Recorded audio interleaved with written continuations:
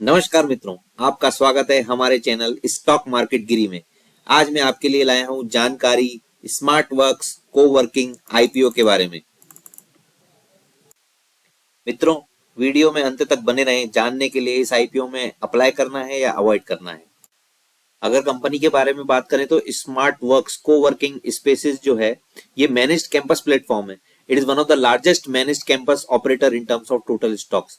अगर इसके कैंपसेस की बात करें तो इसका जो पोर्टफोलियो है 8.99 million square feet across 50 centres हैं इसके, जो कि 15 सिटीज में फैले हुए हैं, जिसमें की बड़ी बड़ी सिटीज हैं जैसे बेंगलोर, पुणे, हैदराबाद, गुरुग्राम, मुंबई, नोएडा, चेन्नई।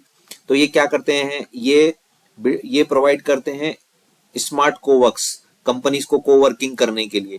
तो इन ये जो सर्विसेज प्रोवाइड करते हैं डिफरेंट इंडियन कॉर्पोरेट्स, एमएनसीज जो इंडिया में ऑपरेट करते हैं और जिनके स्टार्टअप्स हैं उनको ये प्रोवाइड करते हैं सर्विसेज। इनके पास जो बिल्डिंग्स हैं वो मॉडर्न डिजाइन की बिल्डिंग्स हैं, जो प्लेटफॉर्म है मॉडर्न डिजाइन के प्लेटफॉर्म्स हैं। इनके यहाँ पे सब एमिनिटीज हैं जैसे कि cafeteria, sport zones, smart convenience store, gym, medical centres etcetera.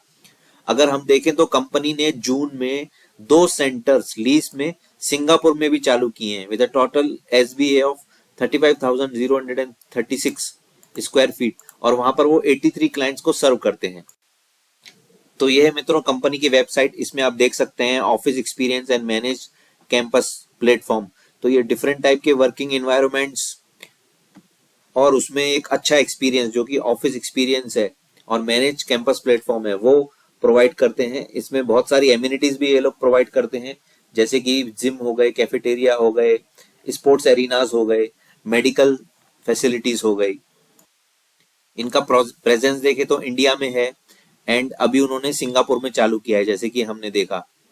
तो ये इस प्रकार से ready to move in office ये लोग तैयार करते हैं जो कि मॉडर्न एमिनिटीज के साथ सुसज्जित रहते हैं।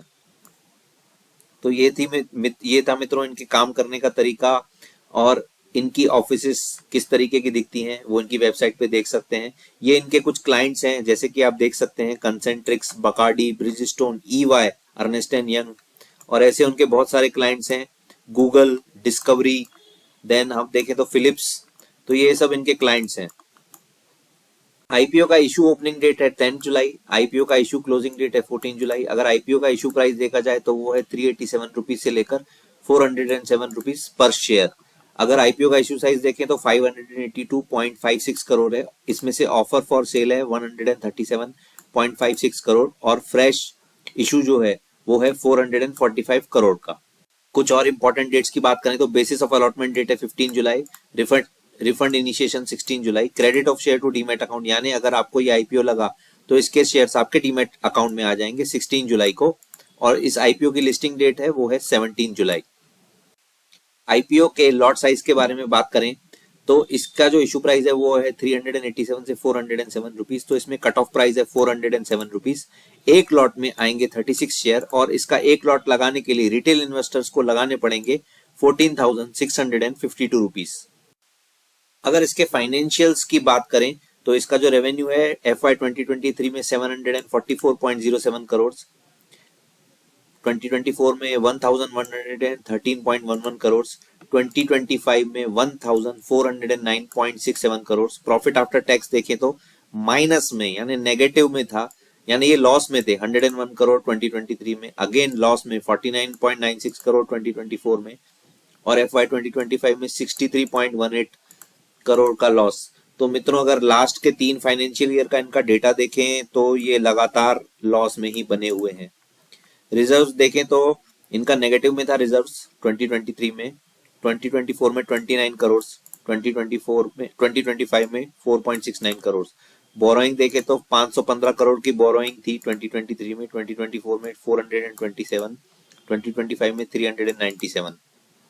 तो मित्रों बोरोइंग तो कम हो रही है लेकिन रेवेन्यू भी बढ़ रहा है, लेकिन इनका जो प्रॉफिट आफ्टर टैक्स है वो तो नेगेटिव में ही चल रहा है, यानी कंपनी अभी भी घाटे में ही है, लॉस में चल रही है, यानी प्रॉफिट नहीं किया है अभी तक कंपनी ने, अगर इनके लास्ट 3 ईयर का फाइनेंशियल्स देखें तो।